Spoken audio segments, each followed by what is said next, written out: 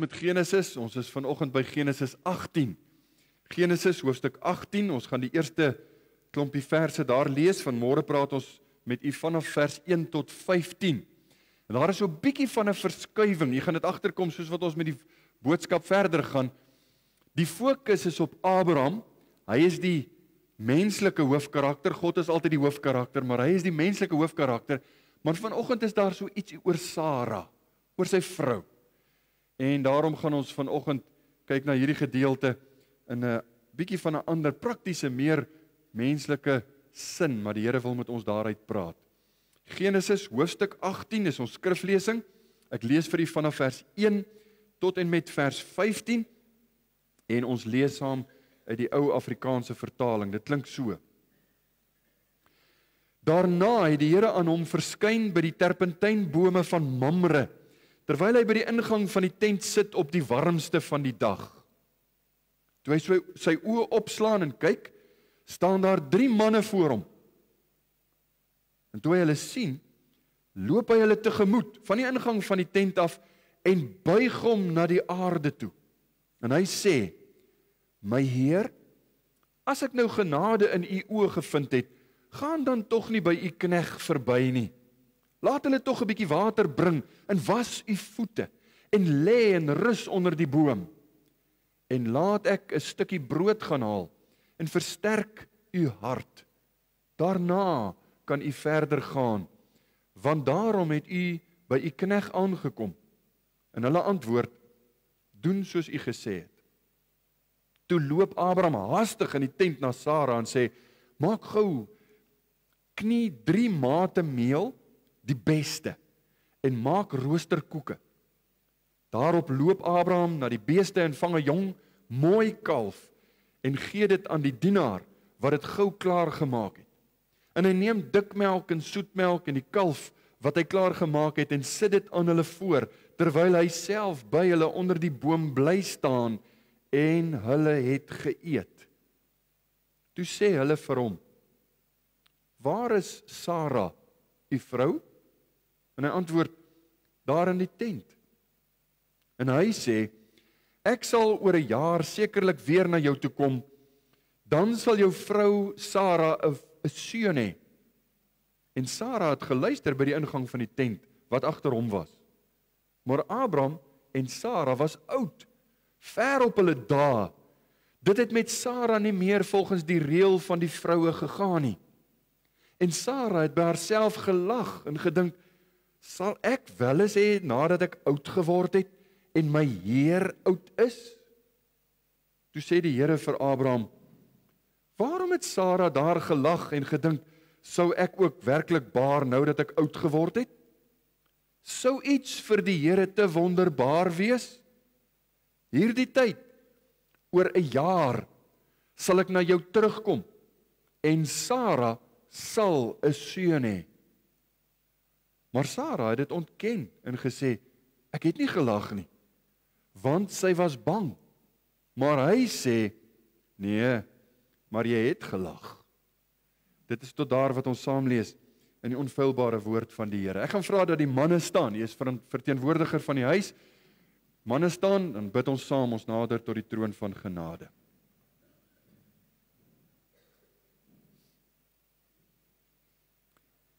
Ons wonderlike Here, ons wil U vanoggend aanbid. Ons het heerlike liedere gesing, liedere wat ons help om U naam groot te maak, om U te eer.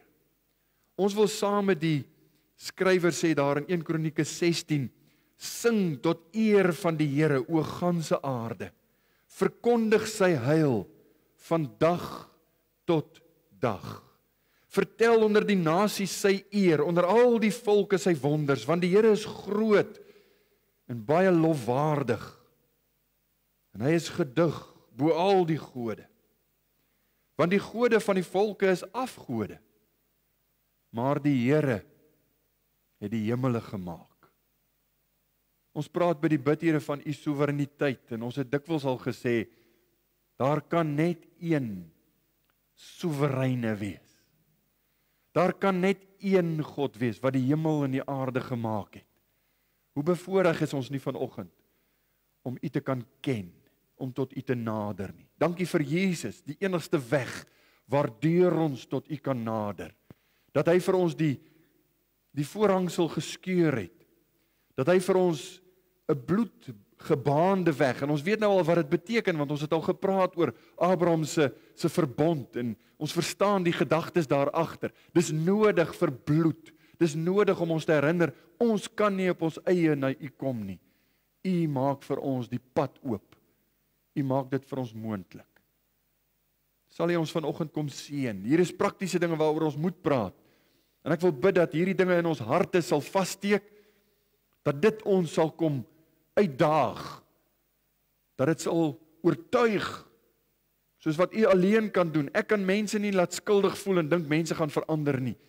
Ons wil hê U moet die oortuigingswerk doen, sodat ons lewens verander, om in te val, in pas te kom met U woord en die waarheid daarvan. Seën ons, Here, ons wil hoor hoe U met ons praat. Wees U hier in ons midde. Dis ons gebed in Jesus se naam. Amen.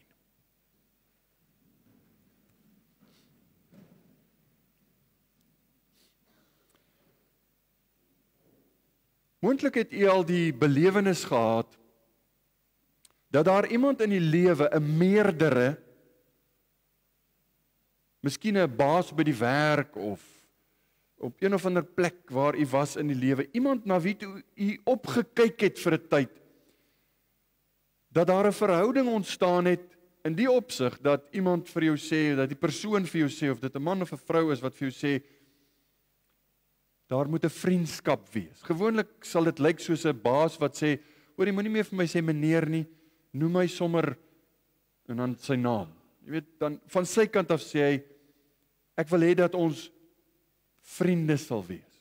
En dis iets daarvan wat ons sien in die gedeelte wat ons vanoggend gelees het, wat Abraham met God in 'n nouer verhouding tree. Hier is iets daarvan te sien. Die mooiste illustrasie is eintlik maar wanneer 'n pa 'n seun grootmaak. En wanneer 'n pa en hierdie seentjie wat opkyk na sy pa, wat respek het vir sy pa, en wanneer hy hierdie seun volwassenheid sien bereik en die seun word groot en miskien trou hy en hy neem toe in statuur, dan word daar 'n verhouding. Hierdie pa-kind gaan dan nou oor na mentorskap, maar ook as jy geseënd is, 'n vriendskap. Want ons kan met mekaar praat oor dinge in die lewe. Daar word 'n kameraadskap gevestig, daar word 'n vriendskap gevestig. Volgens die Bybel is iets soortgelyks aan die gang tussen Abraham en die Here in die gedeelte wat ons vanoggend gelees het. Die Bybel sê Hebreërs verskyn nog in Jakobus 2 vers 23. Die skrif is vervul wat sê, en Abraham het God geglo en dit is hom tot geregtigheid gereken en hy is 'n vriend van God genoem. Ons gaan vanoggend iets sien oor daai vriendskap. Dis ook die doel van ons verhouding met die Here Jesus, het U geweet dat ons vandag vriende van God, vriende van die Here Jesus kan wees. Hoekom? Nie omdat ons iets besonders is nie, maar hy nooi ons tot daardie verhouding. Johannes 15 vers 15. Jesus sê vir sy disippels, ek noem julle nie meer diensknegte nie, omdat die diensknegt nie weet wat sy Heer doen nie, maar ek het julle vriende genoem, omdat ek alles wat ek van my Vader gehoor het aan julle bekend gemaak het. God kom en hy buig hom neer na Abraham in ons gedeelte, maar vanoggend na ons. Hy wil hierdie verhouding, wil hy 'n vriendskapsverhouding, 'n verhouding van kameraadskap maak. En ons moet dit reg verstaan. Ons moet dit reg sien in die lig van die woord. Ek het 'n paar hoofgedagtes, 3 om die waarheid te sê, en daar is praktiese dinge tussenin. So die boodskap is dalk nou nie so mooi georganiseer soos wat ek dikwels probeer doen nie, maar ek glo die Here wil met ons op 'n baie besondere manier praat, as gevolg van hierdie besoekers wat Abraham gehad het. Die eerste hoofgedagte wat ek vir u wil noem is, weer eens hierdie besoeking, of Abraham word dan weer besoek deur die Here, want hy het al op 'n vorige geleentheid na hom toe gekom. Hy het hom al voorheen besoek, maar ons het in vers 1 gelees, daarna het die Here aan hom verskyn by die terpentynbome van Mamre, terwyl hy by die ingang van die tent sit op die warmste van die dag. Die woordjie daarna is hier belangrik. U onthou dat tussen hoofstuk 16 en 17 'n 13 jaar verloop. Dis 'n lang tyd. 13 jaar. Maar tussen hoofstuk 17 en 18 met hierdie woordjie daarna, heel moontlik net 'n paar maande, miskien selfs net 'n paar weke. Ons weet nie presies nie, word nie vir ons gesê nie. Daar's nie 'n tydlyn, maar redelik kort na dit wat gebeur het in hoofstuk 17. En dan lees jy op die warmste van die dag. Dit was nou die middelste tyd van die dag. Hier so van 11 uur af tot nagenoeg 2 uur, 3 uur die middag was die warmste deel. Dit is nog steeds die warmste deel van die dag. En in die warm Midde-Oosterse son het hulle nie gewerk nie. Dit was die tyd waar jy nou maar 'n middagslaapie gevat het, 'n uiltjie geknip het. Dis 'n Bybelse gedagte lyk dit vir my, soos wat die mense kan doen as hulle afgetree het. Maar dis die tyd wat jy nie kon werk nie, so jy het koelte gesoek, rustig gewees. En Abraham het heel moontlik daar in sy tent so 'n bietjie vis gevang, né? Op die warmste van die dag. En toe hy weer sien, toe staan daar 3 manne. Dis wat die teks vir ons sê. Ewe skielik staan daar 3 manne voor hom, vers 2. Toe hy sy oë opslaan en kyk, staan daar 3 manne voor hom. En toe hy hulle sien, loop hy hulle tegemoet van die ingang van die tent af en buig hom na die aarde toe. Dis baie vinnig duidelik dat Abraham geweet het, hierdie is nie gewone manne nie. Dis nie gewone mense nie. Ek dink hy het geweet, dit was die Here, dit was 2 engele en die Here Jesus self, voordat Jesus gebore is as mens, was daar openbarings, pre-geïnkarneerde openbarings, dit was een van hulle. En op hierdie stadium, daar is sommige ouens wat sê, Hebreërs 13 vers 2 sê, vergeet die gasvryheid nie, want daardeur het sommige sonder om dit te weet, engele as gaste geherberg. Sommige mense sê, as gevolg daarvan het verwys na hierdie gedeelte. Ek is nie so seker nie, kan wees, maar ek is nie baie seker nie. Ek dink Abraham het geweet wie dit was. As hy nie geweet het, dit is die Here Jesus en is engele nie, dan maak dit die kwessie van gasvryheid in Abraham se lewe soveel meer, want dan het hy vir vreemdelinge, wat hy glad nie geken het nie, ontsettende gasvryheid bewys. Maar ek wil hê jy moet oplet. Hy sien gasvryheid. Dit wat hy doen vir hierdie 3 besoekers, sien hy nie as 'n las of as 'n plig nie. Hy doen dit omdat hy dit sien as 'n voorreg. Hier is vreemdelinge en hy wil hulle bedien. Hy wil gasvry wees teenoor hierdie manne. Vers 3. My Heer sê hy vir hierdie een, en ek glo hy het geweet wie hierdie een is. My Heer, as ek nou genade in die oë gevind het, gaan dan tog nie by u knegt verby nie. Hy wil graag dat hulle tyd spandeer. Moenie net hier verbygaan nie. Toe het ons gelees vers 4 en 5.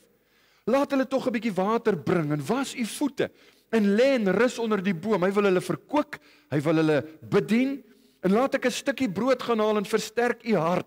Daarna kan u verder gaan, want daarom het u by u knegt aangekom.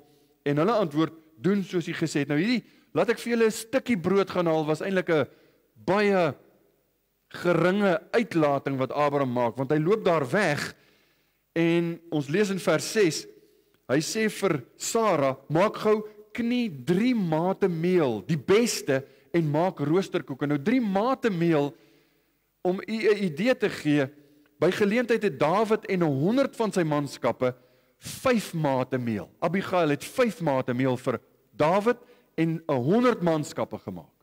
So as Abraham vir sy vrou sê, maak gou 3 mate meel, kan jy 'n idee kry, hoeveel koeke het sy gebak? Broodkoeke gebak, die beste, met die beste meel, die fyn meel, en dit voorgesit vir die gaste. Die punt wat ons wil maak is, hier is Abraham, en sy hart is, hy wil hulle bedien. Hy wil hulle verkoop, was julle voete. Kom ons kry 'n knegt, dat dit was heel moontlik Eliezer, laat hy julle, of een van die slawe dalk, laat hy julle voete was.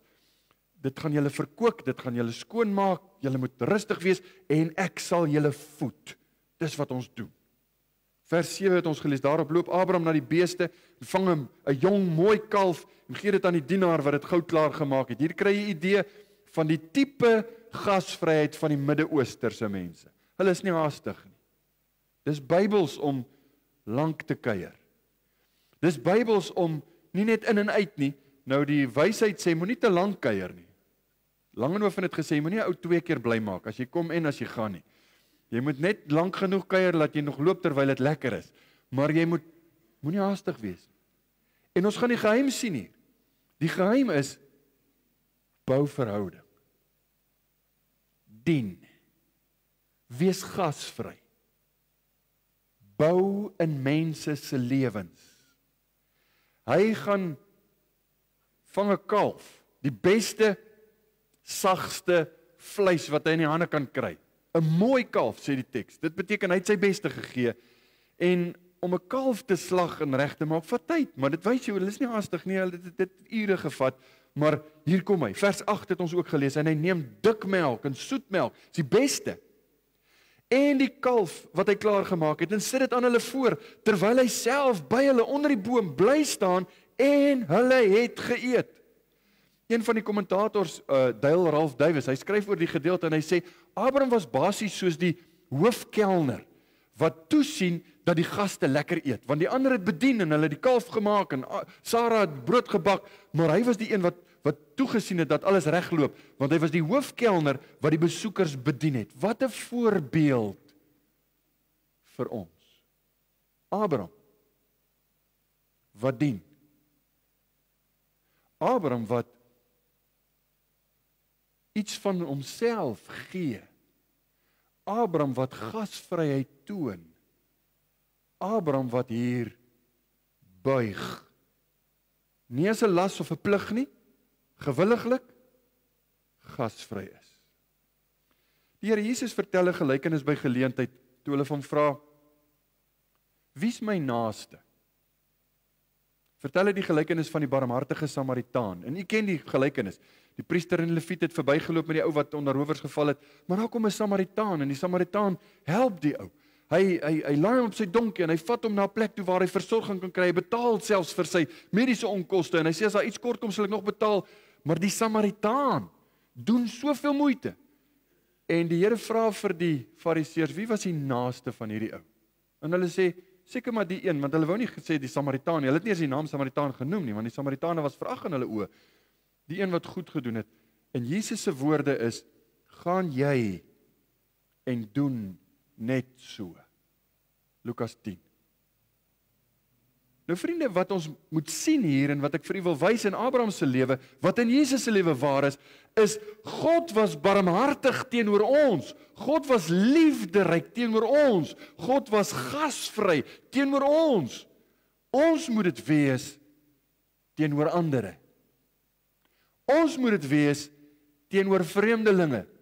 Ons moet dit wees teenoor ons medemens, ons naaste. En daar is altyd kwessie oor wie's my naaste, wie's my naaste. Gasvryheid was 'n groot ding in die antieke wêreld. Ons leer nou by Abraham en dis nie meer in ons dag so groot nie, want daar's uitdagings. En ek besef dit, vriende, ek besef dit. Maar ek wil hê u moet weet, selfs as jy gaan kyk na die kerkgeskiedenis, die vroeë Christelike kerk was bekend daarvoor dat hulle gasvrye mense was.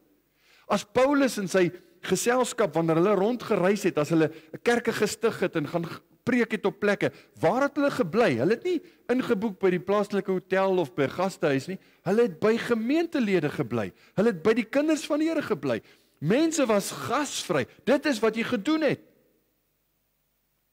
En ek wil hê ons moet iets raak sien in die, ek dink wat kort kom in die kerk vandag, is gasvryheid, liefde, barmhartigheid, goedgunstigheid, nie net teenoor mekaar, nie net teenoor ouens waarvan ek hou, en mense wat soos ek is en soos ek dink nie, maar ook teenoor ander. In die kerk lyk dit basies so. Wanneer daar besoekers kom, vreemde mense, moet ons hulle met oop arms ontvang, tuis laat voel. Maak moeite om uit te reik en te sê, ek wil hê julle moet by ons bietjie kom koffie drink, of by ons kom braai, of by ons kom eet. Ons maak baie keer so, want dit raak 'n finansiële uitdaging as jy nou elke keer moet braai, en min mense kan dit deesdae bekostig. Dan sê ons, Sondag aand, dan eet ons broodjies na kerk. En jy kan mense nooi, sommer maar net oorskiet kos, of ietsie saam met die broodjie wat dit spesiaal maak, maar dit gaan nie oor die kos soseer nie, dit gaan eintlik oor jou hart. Dit gaan eintlik oor 'n uitreik na ander. Is dit nie maar hoe dit moet wees nie? Kinders van God behoort so te wees, dat ons huise oop is, en ons moet gasvryheid toon teenoor ander. Ek wil vir u vra, dink nou vir uself. Hoe raak jy deel van 'n binnekring? Hoe word jy deel van 'n baie geslote groep mense? Die enigste antwoord is, verskoon tog, dat hulle jou sal moet uitnooi, hulle moet oopmaak en uitnooi. En jy word deel van hulle. En die beste manier om te kuier, dis nie net die Suid-Afrikaners nie, dis oral, is om die tafel. Ons eet saam, ons kuier saam. Ek maak my hart en my huis oop, sodat mense by my kan tuis voel, sodat ons hulle kan innooi in ons binnekring. Sommige ouens gaan bly, ander ouens gaan kies nee wat, hulle gaan aan. Dit maak nie saak nie, maar ons gesindheid moet wees, gasvryheid. Daar's 'n getuienis van 'n vrou wat ek baie lank terug geluister is, miskien weer tyd dat ek dit een of ander tyd moet luister. Dis oral op die op YouTube en so bekend, en ek wil, u kan jouself 'n guns doen en gaan luister na haar. Haar naam is Rosaria Butterfield.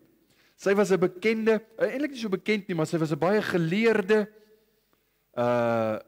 en 'n ingeligte lid van die, wat ons noem die LGBTQ gemeenskap. In haar tyd was dit nog net LGBT. Dis hoe sy daarna verwys. Deesdae het dit Q en plus geword. Ons spot dan, sê ons praat van die alfabet oudjies. Maar sy was deel van daai gemeenskap. En sy was 'n professor in Engelse letterkunde aan Syracuse Universiteit in Amerika. Liberaal, in 'n lesbiese verhouding. Dit was een van daai wat mense moeilik sal uitnooi om by jou tuis te gaan, maar daar was 'n predikant wat tyd gehad het en tyd gemaak het vir haar vrae beantwoord, en sy sê, hoeveel keer sy by hom gekom het, en hy en sy vrou het moeite gedoen, saam met haar geëet, maar dan het sy met haar Bybel gaan sit, want dit wat haar getrek het na die Bybel was die literêre waarde, maar hy het 'n ander plan gehad, want hy het vir haar die Bybel, die evangelie gegee in die Bybel. En toe die Here vir Rosaria Butterfield red, het sy 'n kragtige getuienis, vandag nog steeds, kragtige getuienis, hoe die Here jou lewe verander, hoe die Here jou lewe nuut maak. Maar Rosaria Butterfield sê, in die LGBT, wat sy nou noem, gemeenskap, is dit wat mense doen. As jy op universiteit kom, of as jy deel word van een of ander gemeenskap, en daar is hierdie tipe ouens, hulle nooi jou, en hulle maak jou deel van hulle binnekring. Hulle nooi jou uit, en hulle eet saam, koop vir jou kos, en doen moeite. En sy sê, sy mis dit in die Christelike kerk. En dan praat sy van die evangeliese kerk. En ek het met die voorbereiding van hierdie boodskap, het ek baie daaroor gedink, want oral as jy nou hierna gaan kyk, dan gaan jy sien, daar word gepraat van gasvryheid. Vriende, ons moet leer hierby. Ons moet ons huise, ons moet ons harte oopmaak teenoor mense van buite. En ek wil weer sê, nie noodwendig mense wat dink soos ek, of is soos wat ek wil hê hulle moet wees nie. Selfs mense wat met my verskil. Sodat ek my hart kan oopmaak en kan uitreik, en hulle deel maak van die evangelie. Ek wil die evangelie by mense tuis bring. Hier's baie te sê oor gasvryheid. Ek gaan nou nie veel verder daaroor praat nie. Die eintlike vraag wat 'n mens altyd moet vra wanneer jy na 'n gedeelte toe gaan, is wat leer dit ons van God, né? Wat sê dit vir ons van die Here Jesus? Wat leer ons van God? Nou terwyl die Here ontzagwekkend is en majestueus, ek dink aan hierdie besoeker wat Abraham kry, en ek wil weer eens sê my persoonlike mening, ek mag verkeerd wees, maar ek dink hy het geweet, dit was die Here. Hy's ontzagwekkend en hy's groot. Is die gedeelte ook besig om vir ons te sê, God, Jesus in sy geopenbaarde vorm nou hier teenoor Abraham, is nie onaangenaam. Die woord wat by my opkom is asosiaal, ergerlik. Kyk langs sy neus af en kyk neer op mense. Dis nie hoe hy is nie. Dis nie hoe hy is nie. Die Here Jesus Hy het die tyd op aarde, het hy homself vir ons kom toon, hy het die hart van God kom wys, en u weet, as jy na die evangelies kyk, en jy lees deur die evangelies, hy het die swierige kos van die rykes nie verkies nie, hy sou eerder brood eet, die alledaagse kos eet, saam met die armes, saam met die verwerptes, nie waar nie, dit was wie hy was. Hy was 'n vriend genoem, en hulle het hom probeer sleg laat lyk, hy was 'n vriend van tollenaars en sondaars. Dale Ralph Davis weer eens net, hy sê, the Lord is not distant, but he loves to be near his people. He's a sociable God. He is the Lord who draws near. Hy wil met mense meng. Hy wil so graag hê, ons moet hom deel maak van ons lewe. Hy wil homself naby aan ons hê. In ons hart, in ons lewe. Ek wil u aanmoedig om dit te onthou, wanneer ons weer nagmaal gaan gebruik. Een van die dae gaan ons weer nagmaal hou. Die nagmaal is eintlik inderwaarheid God wat ons nooi, wat sy kinders nooi, om saam met hom broederlik te verkeer. En hy maak dit vir ons moontlik deur sy kruisdood. Die goed wat ons gebruik by die nagmaal, die beker en die brood, herinner ons aan sy liggaam en sy bloed. Dis wat dit vir ons moontlik maak om 'n vriend van God te wees. Andersins kan ons nie met hom meng nie. Jy sal nooit naby hom kan kom nie. Maar deur dit word ons 'n vriend van God genoem. En ek wil hê jy moet vir 'n oomblik net saam met my dink aan God se perspektief oor hierdie saak. Ek wil weer sê, dink hieraan wanneer ons weer nagmaal hou.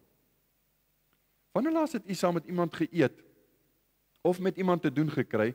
Nou ek wil nou, ja, kyk as jy in 'n pastorie bly, dan moet jy nou maar vat wat na jou kant toe kom. Maar ek onthou baie onlangs was ons op 'n cricket-toer gewees en na so 'n toer dan die manne nou nie altyd gestort en jy weet, ryk nie so lekker nie, is nie so skoon nie, maar jy verlang om te praat, om te hoor hoe dit gegaan, hoe het jy dit beleef? En terwille van jou liefde vir die betrokke persoon, sal jy maar die reuk en al die onaangename dinge verbykyk. Hoekom? Want jy wil met daai persoon broederskap hê, vriendskap deel, liefde deel, nie waar nie? Ek gebruik dit as 'n illustrasie om te sê, besef u, ons, ek en u, ons lewens, ons harte is vir die Here so. Want ons ongeregtigheid is 'n stank in sy neus. Ons is onaanvaarbaar vir hom, soos ons is.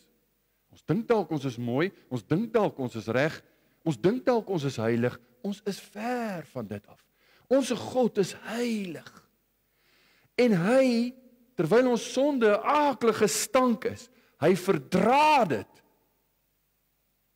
Terwille van, hy wil met ons gemeenskap hê.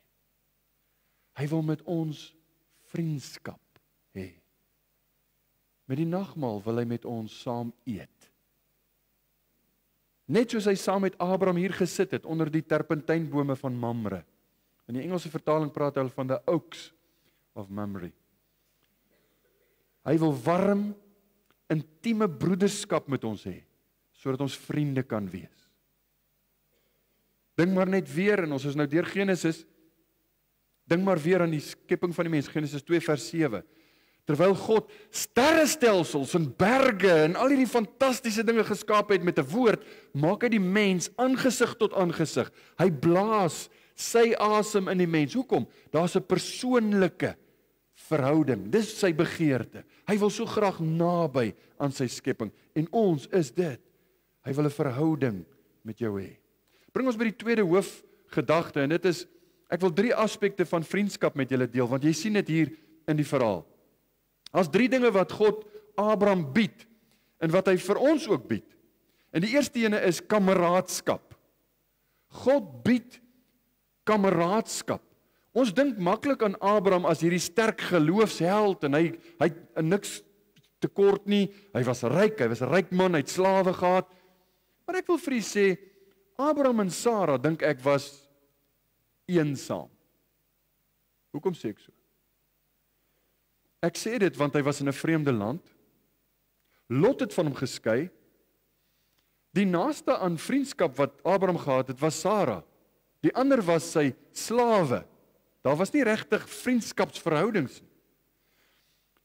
Ismael was daar op hierdie stadium, maar dit was 'n bietjie, dis 'n bietjie, dis nie regtig iets waaroor hy wou praat of wat kon groei nie. En so kry jy dit baie keer dat mense eensaam is tussen ander mense. Abraham was so, ek dink Abraham en Sarah was so. Die Here kom na hom toe en die Here bied hom vriendskap, kameraadskap. James Montgomery Boyce skryf hieroor, hy sê God sits with Abraham. Walks with Abraham. He is his companion and close friend. Hy sit by hom, hy praat met hom, hy loop saam met hom, hy sy vriend. Dis die Here wat na hom toe kom. En ek wil hê jy moet saam met my dink aan kinders van God. Ons is bevoorreg as ons by mekaar is, Sondag kan ons lekker kuier, en u weet, ons drink altyd koffie en tee hierna, dis 'n groot deel van ons byeenkoms, want ons wil graag hê, mense moet kuier, moet gesels. Daar mag onder ons eensaamheid wees. En as jy nie regtig 'n hartkonneksie het, gaan jy dit nooit agterkom nie. Dink saam met my aan kinders van God, wat as gevolg van hulle geloof, as gevolg van hulle standpunt wat hulle inneem vir die Here, afgeskei word van hulle familie, afgeskei word van hulle kollegas, wat eenkant, miskien selfs in die tronk kan sit, as gevolg van hulle geloof. Vandag is dit wêreldwyd niks vreemd nie.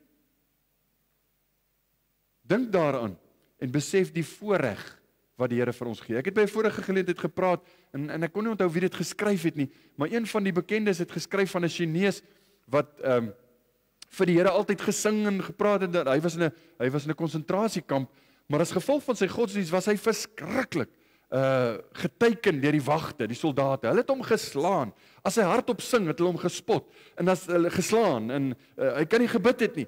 Maar toe gee hulle vir hom die slegste werk in hierdie konsentrasiekamp, naamlik om die toilette skoon te maak. So hy moes elke oggend, was dit sy eerste taak, om 'n emmer te vat en dan moet hy die riool uitdra, letterlik met sy hande uitskep en uitdra. En dit het gemaak dat hy 'n onaangename reuk altyd gehad het. En hy self skryf en sê dit was vir hom die beste tyd, want hulle het hom alleen gelos, so hy kon sing en hy kon bid net soos wat hy wil, want niemand wou naby hom kom nie. Hulle het hom nie meer geslaan daaroor nie. En dan het hy die koortjie gesing, and he walks with me and he talks with me and he tells me I am his own. Want dit was vir hom 'n vreugde om alleen net te kan wees. In die psalms sien jy dikwels hierdie gedagte, dat God juis daardie kinders van God, wat eenkant is, dis die ouens, op wie die Here fokus as het ware. Hoor wat sê Psalm 146 vers 9, die Here behoed die vreemdelinge, hy rig wees en weduwee weer op, maar die weg van die goddelose maak hy krom. Psalm 34 vers 19 sê, die Here is naby die wat gebroken is van hart. Hy verlos die wat verslae is van gees. Jy kry dit eintlik reg deur die Bybel, dat daar 'n kameraadskap is. Die Here wil neerbuig, hy wil hê, mense moet besef, hy is naby die wat alleen is. Kameraadskap. Tweede ding wat die Here gee is, kommunikasie. Ek gaan nie baie sê hieroor nie, want ons gaan veral volgende week, as ons hieroor gaan praat, as die Here wil in ons leef, dan sal ons sien hoe die Here met hom sekere goed gaan deel. Dit gaan oor Sodom en Gomorra. God maak sy hart vir hom oop. Hy kommunikeer sy voorneme met sy kind. Kommunikasie. Hy betrek Abraham by sy planne. Hy betrek hom by sy optrede. So hy praat met hom oor dit wat hy gaan doen. Die mensdom, sy planne. Nou jy kry altyd hierdie prentjie van mense wat, as hulle wonder, wat gaan aan in die wêreld, en hoe kry 'n mens nou, jy weet, perspektief oor dit wat aangaan in die wêreld, en in die beeld wat by my opkom, is altyd hierdie ou wat, jy moet mos nou Tibet toe gaan, en dan gaan jy na die hoogste piek in Tibet, en jy kry 'n kaalkop ou wat 'n oranje mantel dra, een van 'n monnik, en hy vra hulle dan, vir hom vra hulle, wat is die doel van die lewe, of wat is die sin in die lewe, of wat is die lewensvraag ook al wat by mense kwel, en hy gee hierdie een of ander antwoord, want hy weet self nie. Die punt wat ek maak vanoggend, vriende, is, kinders van God weet. Kinders van God weet wat is die doel van die lewe. Kinders van God weet wat is die plan van God vir die lewe. Die Bybel leer ons dit.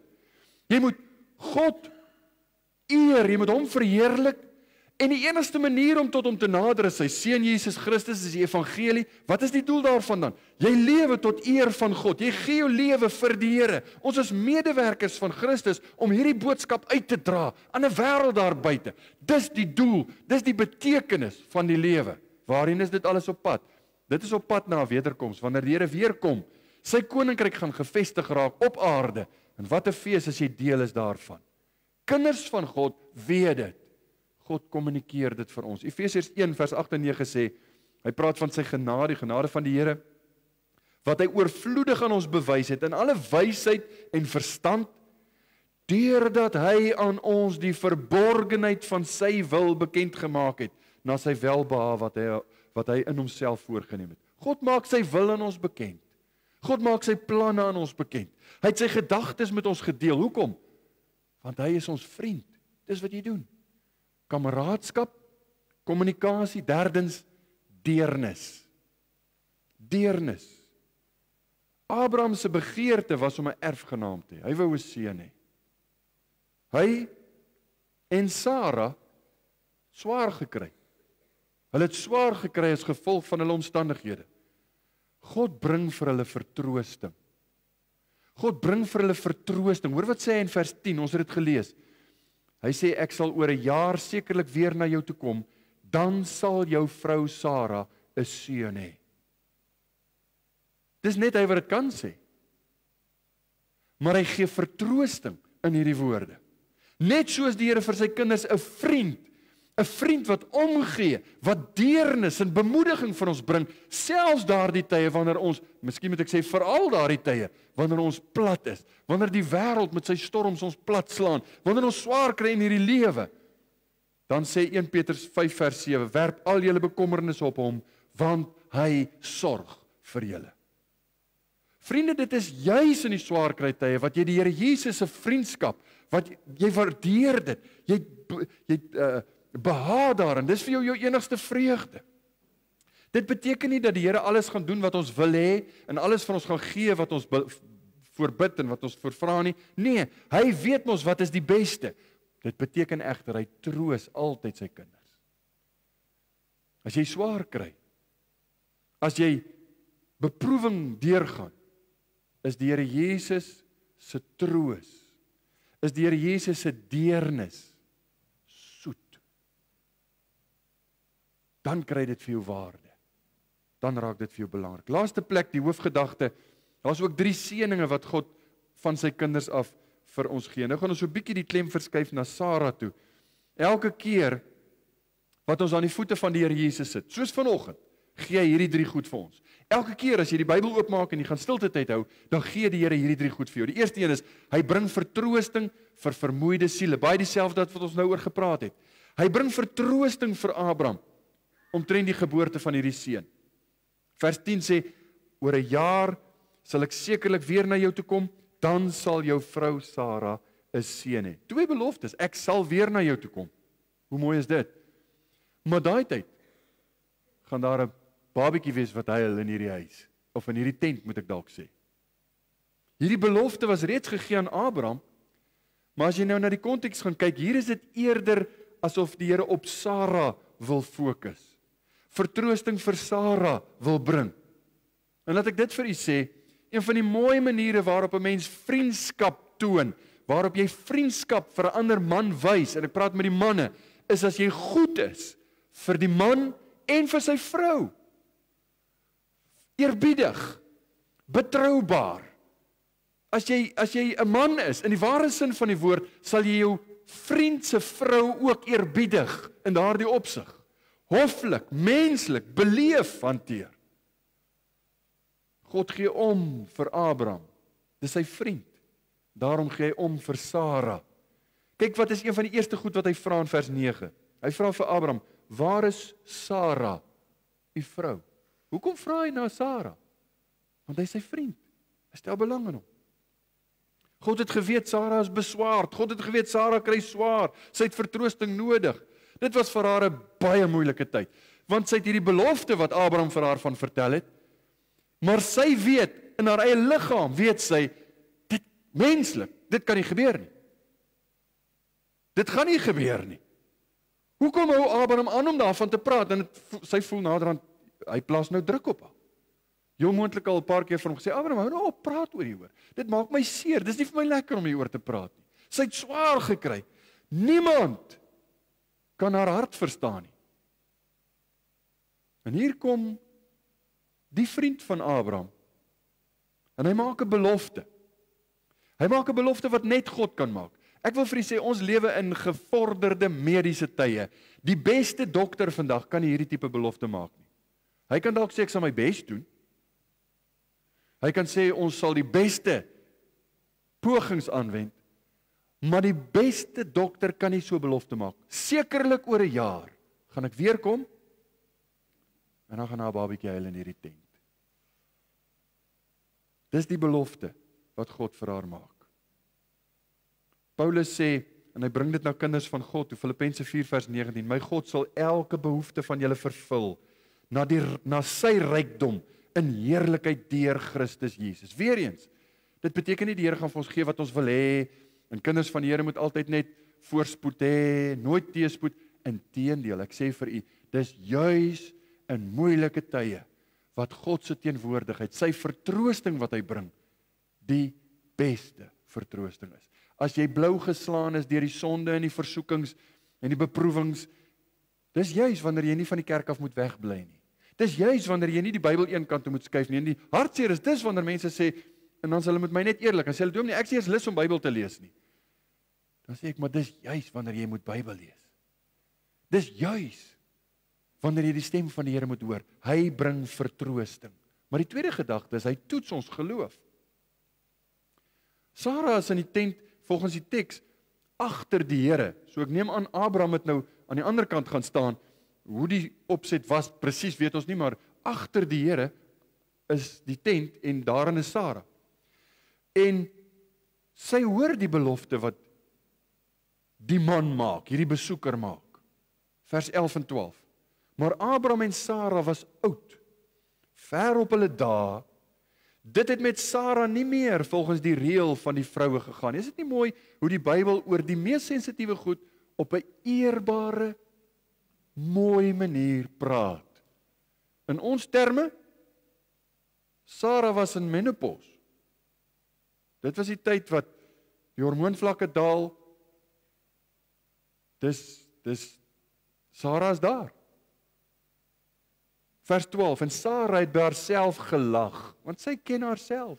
Sy sê, wie sal ek wel sê nadat ek oud geword het en my Heer oud is? Sara het blykbaar, as ek hierdie woorde van haar in haar hart, nou dis wat die Bybel vir ons vertel, so dis waar. As jy hierna kyk, dan sien jy dat Sara eintlik toegelaat het.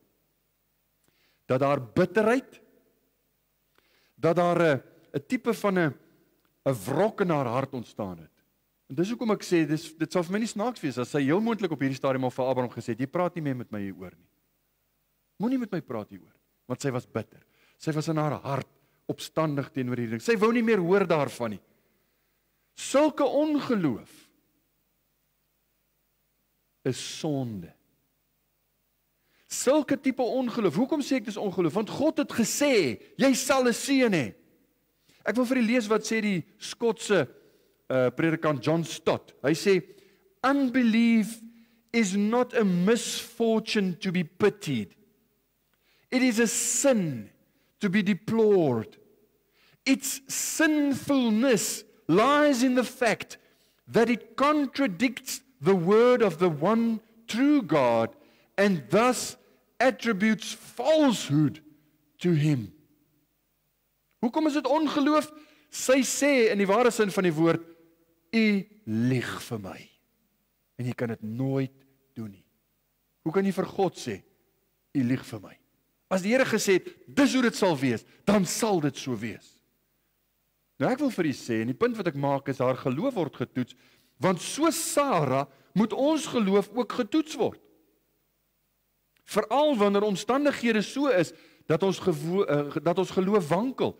Ons kyk na die omstandighede en ons sê, ek weet, die Here het gesê, so en so, maar ek kan nie sien dat dit gaan gebeur nie. Nou wankel my geloof. Dit is soos nou begin die winde en die storms en die golwe tuister, en dikwels is mense vies vir die Here, omdat hy nie doen dit wat hy nie beloof het nie. Hoor jy wat ek sê? Mense verstaan God se beloftes verkeerd en dan sê hulle, maar die Here het beloof, en dan het hy dit nooit beloof nie. Dis hoekom ek baie keer vir u sê, maak net seker, dit wat jy aan vashou is wat die Here beloof het. Hierso het die Here vir Sara 'n kind beloof. Jy kan nie hierdie versie vat en dit vir enigiemand gee en sê, die Here beloof hy sal vir jou 'n kind gee nie. Dis nie hoe dit werk nie. Ek wil weer sê, dikwels is mense vies vir die Here, omdat hy nie gee wat hy nie beloof het nie. Maar dit raak gevaarlik wanneer jy jou hart verhard, en wanneer jy bitterheid 'n plek gee in jou lewe, teenoor die Here, net omdat jy nie kry wat jy wil hê nie.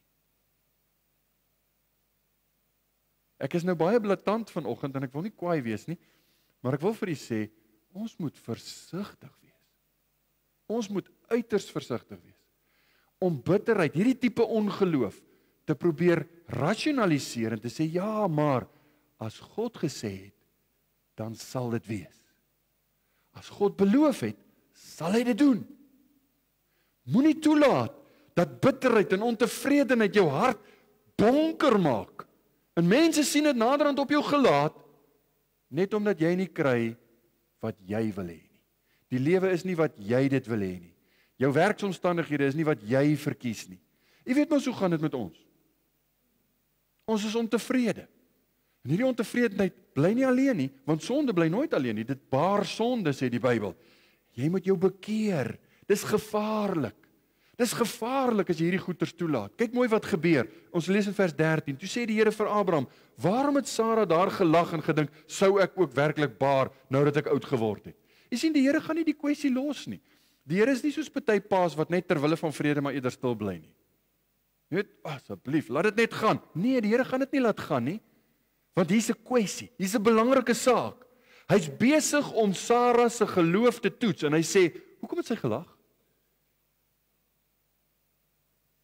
Sy lieg hieroor. Sy sê vers 15, weer eens net sonde baar sonde. En nou lieg sy. Sy sê, maar Sara het dit ontken en sê, ek het nie gelag nie, want sy was bang.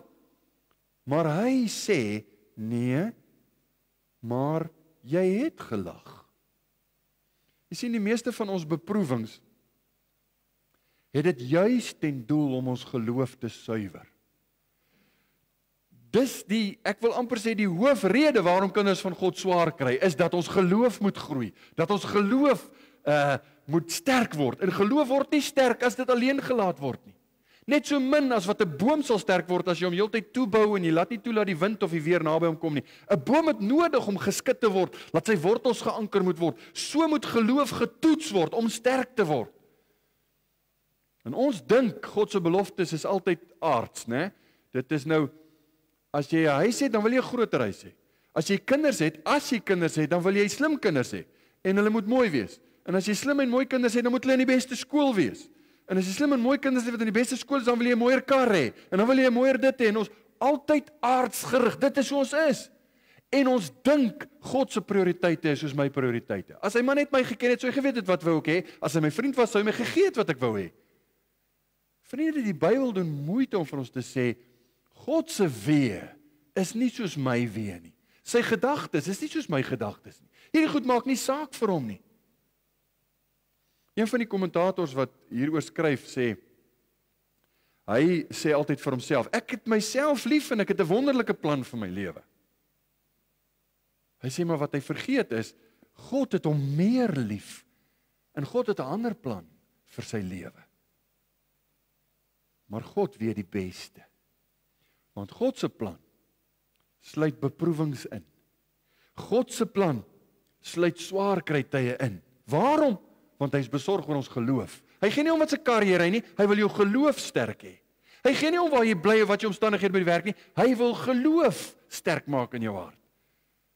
En terwyl hy weet wat is die omstandighede by die werk, of hy weet van die skedonk wat jou baie keer jou geloof toets, doen hy dit om jou geloof sterk te maak. Daarom sê 1 Petrus 1 vers 6 en 7, daarin verheug julle, al word julle nou, as dit nodig is, 'n kort tydjie bedroef onder allerlei beproewinge, sodat die beproefdheid van julle geloof, wat baie kosbaarder is as goud wat vergaan, maar deur vuur gelouter word, sodat daai geloof bevind mag word tot lof en eer en heerlikheid by die openbaring van Jesus Christus.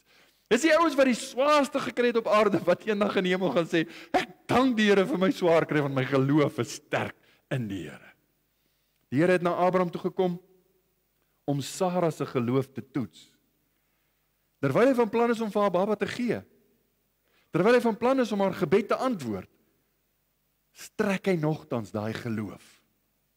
Maar die derde ding, hy vertroos, hy toets ons geloof. Die derde ding is, hy gee die genade sodat ons geloof kan groei. Sodat ons geloof sterk kan wees. Hy gee genade wat ons geloof nodig het. Is dit nie wonderlik dat die Here nie vir Abraham gesê het, Abraham, ek het nou vir jou gesê, ek het al een keer vir jou gesê, ek gaan vir jou seun gee. Ek gaan dit nie weer sê nie, ek gaan nie weer na jou toe kom nie. Eintlik, om die waarheid te sê, ek is nou moeg vir jou. En nou lag jou vrou nog hieroor. So, vergeet dit, hierdie transaksies van die tafel af. Veronderstel die Here was so, maar hy is nie so nie, né? Die Here se genade is groot. Dis dalk hoe ons sal reageer as iemand met my so maak, want ek haat dit as hy my nie glo nie. As ek vir hom sê, hoor ek sal dit doen, dan sal ek dit doen. Glo my. Ek is 'n man van my woord. Maar God is 'n God van genade. Hoor hoe praat hy met Sara, vers 14. En hier's 'n woord wat ons by moet stil staan. Sou iets vir die Here te wonderbaar wees? Sou iets vir die Here te wonderbaar wees? Hierdie tyd oor die jaar sal ek na jou terugkom en Sara sal 'n seun hê. God se woord berisp nie net ons ongeloof nie. God se woord wys nie net vir ons goed dat ons kan sien, ek moet meer groei in geloof nie, maar God se woord gee ook vir ons genade sodat ons geloof herstel kan word, sodat ons geloof kan sterk wees. Dink aan die Israeliete. Ek wil u vinnig net, die Israeliete word deur die Here verlos uit Egipte. En toe hulle deur die Rooi See, toe hulle by die Rooi See kom, toe besef hulle, maar hier's moeilikheid, ons is nou vasgekeer en hier kom Farao aan. Hoekom doen die Here dit? En as jy die gedeelte gaan lees, gaan jy sien hy het dit so beplan. Toe met die Rooi See voor hulle, berge, en die enigste opening is die plek waar Farao met sy strydwaans aankom. Hulle is vas, hulle kan niks anders doen as om na God te kyk nie, en dis wat hulle nie doen nie, hulle kyk nie na die Here nie. Dink aan Josua, hy veg teen die Amorite, en die Amorite kry die oorwinning, maar hulle moet oorwin word, en die dag is te kort. God laat die son stil staan in die hemelruim. Dis die God wat ons aanbid. Is 'n God wat die Rooi See kloof, wat die son laat stil staan, wat beteken net die aarde uiteindelik opgehou wentel. Ek weet nie wat jy in dit stil gestaan en hoe die dinge presies werk nie, want ek is nie 'n sterrekundige nie, maar dit vat 'n God wat dit gemaak het om so iets te bewerkstellig. 701 voor Christus, Hiskia wat hoor, Jerusalem is beleer, 185.000 van die Assiriese beste huursoldate. Daar's nie 'n manier wat hier enigstens uitkoms is. Hiskia bid, God sê, al wat jy gaan doen is jy gaan lofliedere sing. Ek sal die oorwinning bewerk. En in een nag kom die engel van die Here deur die Assiriese leer, 185.000 beste vegsoldate is daarmee heen. Hoekom? Want dis die God wat ons aanbid. Dis die God van die Bybel. Is iets vir die Here te wonderbaar? Ek wil hê jy moet dink aan hierdie vraag. Is daar iets wat vir die Here te groot is? Is daar iets wat vir die Here te veel is? Dis 'n retoriese vraag. En ons dink baie keer in terme van rand en sent of die mag van die Here. Dink aan jou lewe. Dink aan u lewe. Is daar enige situasie in jou lewe wat buite die beheer van God is? Is daar? Wees prakties. Die Nuwe Testament se kommentaar oor hierdie gedeelte van Sara lyk baie anders as dit wat ons nou gelees het. Ek wil dit vir julle lees in Hebreërs 11 vers 11. Deur die geloof het Sara self ook krag ontvang om bevrug te word. En toe sy oor die leeftyd was, het sy gebaar omdat sy hom getrou geag het, wat het beloof het. Dit lyk anders as die gedeelte wat ons nou gelees het, nie waar nie? Dit lyk na 'n ander Sara. Is dit dieselfde Sara? Is dit nie ook 'n ander van wat sy hier so het nie? Hoe is dit dieselfde vrou waarvan die Nuwe Testament praat? Hoe kan dit so anders lyk? Beteken dit dalk dat die Nuwe Testament is nie betroubaar nie? Miskien is die Ou Testament nie betroubaar nie. Wat het ons nou hiermee te doen? Die Nuwe en die Ou Testament is betroubaar, die Bybel is betroubaar. Weet jy wat het gebeur? Wat die Nuwe Testament beskryf is die resultaat van Sara se geloof nadat die Here met haar gepraat het. Nadat die Here se ontmoeting daardie dag by die terpentynbome van Mamre. Hy het 'n ontmoeting gehad met Abraham, maar hy het met Sara ook gewerk. En God gee genade aan Sara. Genoeg genade dat haar geloof sterk kan wees. En kyk na dis hoe dit altyd werk. God se woord, hy gee geloof, dan glo sy. Hy gee geloof, dan glo sy, en hy doen die wonderwerk. En dis hoe dit werk, in u en in my lewe ook. God kom deur sy woord. Hy gee die waarheid van sy woord. Deur die woord kom die geloof in ons harte. Hy gee die geloof, hy werk die geloof. En dan kom die wonder. Paulus sê in Romeine 10 vers 14 en vers 17. Hoe kan hulle hom dan aanroep in wie hulle nie geglo het nie? Praat van mense in die wêreld. Hoe kan hulle hom aanroep in wie hulle nie geglo het nie? Vers 17 sê, die geloof is dus uit die gehoor, en die gehoor is deur die woord van God. God sal genade gee om te kan glo. Is daar iets vir die Here te wonderbaar?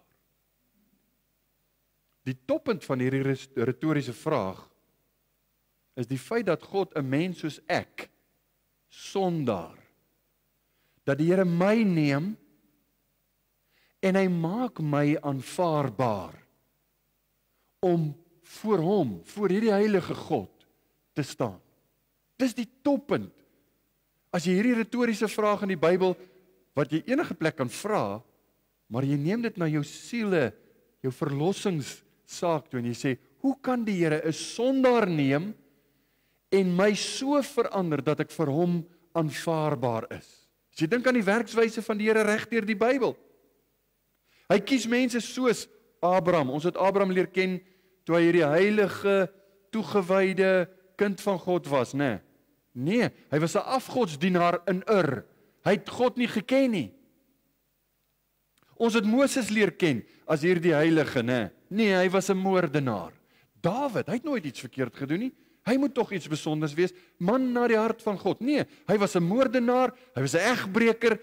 Dis so erg, jy wil nie eintlik daarvan praat nie. Dink aan Petrus. Petrus moes iets besonders gewees het, né? Die leier van die disippels. Petrus wat die Here verloon, wat soos 'n lafaard voor 'n diensmeisie sê, ek ken hom nie, ek wil niks met hom te doen hê nie. Sondaars. Dis die mense wat die Here kies, en hy vat hulle en hy maak hulle kind van God. Hoe? Net deur sy seun. Hy gee die woord wat ons leer, Jesus moes sterf, Jesus moes opstaan uit die dood. Hy die onskuldige het gesterf in die plek van my, die skuldige, en deur geloof in hom, roep hy my, hy wil met my vriendskap sluit, hy kom na my toe met die evangelie, en hy sê, dit het ek vir jou gedoen, en hy maak dit vir my moontlik om in hom te glo, want hy gee vir my sy woord. Ek hoor die woord en ek sê, as die Here dit vir my gedoen het, wil ek myself vir hom gee, en ek wil hom dien, ek wil hom volg, ek wil hom gehoorsaam, ek sal alles vir hom doen. Ek wil vanoggend vir u sê, hy roep jou, en hy wil met jou 'n vriendskap sluit. Sy woorde klink so, Jesaja 1 vers 18, kom nou, en laat ons die saak uitmaak, sê die Here. Al was julle sondes soos skarlaken, dit sal wit word soos sneeu. Al was dit rooi soos purper, dit sal word soos wol. Hoe genadig is die Here nie? En ek wil vir u sê, pas op om jouself, moenie die een wees wat sê, maar ek het nie die redding nodig nie, want ek is eintlik 'n goeie mens. As jy nie jou eie sonde sien nie, as jou eie hart jou nie walg nie, as jou eie gesindhede jou nie pla nie, dan is jy op 'n baie gevaarlike plek. Maar as jy besef, jy's onaanvaarbaar vir die Here, is hy vanoggend besig om vir jou te sê, daar's 'n manier om deur hom verander te word. Hy werk die geloof. Abraham se verhouding met God is ook vir u en vir my vanoggend. Dis hoekom ons praat oor die gedeelte. Hy wil met ons 'n vriendskap sluit. Hy wil met jou 'n pad loop. Daarom in Johannes 15 vers 13 het hy vir sy disippels gesê, groter liefde het niemand as dit nie, dat iemand sy lewe vir sy vriende gee. Miskien sit u vanoggend hier en u sê, maar Dominee, jy ken my nie. Jy weet nie met wie jy nou praat nie. Weet jy wat het ek gedoen? Weet jy wat is in my verlede? Hoe kan 'n mens ooit daarvan vrykom? Dit mag dalk 'n gewetenswroging wees. Dit mag dalk 'n kwessie wees waar daar skade gedoen is wat onberekenbaar is.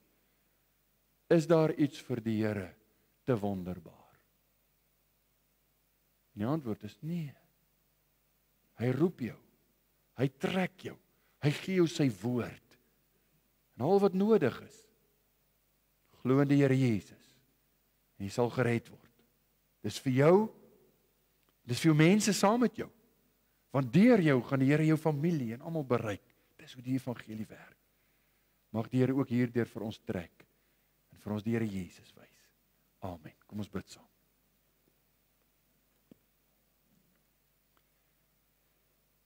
Here, U is wonderbaar. Wat beteken alles wat U doen? Die manier waarop U met ons werk, die genade wat U vir ons gee, is bo-menslik, bo-natuurlik. En ons wil U aanbid. Dankie vir hierdie eenvoudige stuk geskiedenis wat ons vanoggend kon lees. En op pad na 'n wonderlike ding wat U in Abraham se lewe gedoen het, kom U en U wys vir ons hoe lyk toets van geloof. Hoe lyk dit as U ons geloof kom toets, maar ook as U vir ons genade gee, sodat ons kan glo. Dankie vir elke stukkie van U woord wat vir ons so kosbaar is. Dankie vir elke geleentheid waar U met ons praat, waar U ons kom seën. Sal U vir ons in hierdie dae bewus maak van U vriendskap. Sal U ons bewus maak van die kruis van Jesus, wat onmisbaar vir ons is. Dis nie net waardeur ons gered word nie, dis waardeur ons heilig leef. Dis waardeur ons elke dag naby aan U kan bly. Daarom is ons lief vir die koortjies wat handel oor die kruis. Ons wil dit altyd sing. Maar ons wil nou onsself kom gee en ons wil sê, hier is ek, Here, U ken my lewe, U ken my hart. En ek glo, daar is niks vir U onmoontlik nie. Gaan voort met U goeie werk in ons lewe, want dit gaan oor die lof en die eer van U naam. Amen.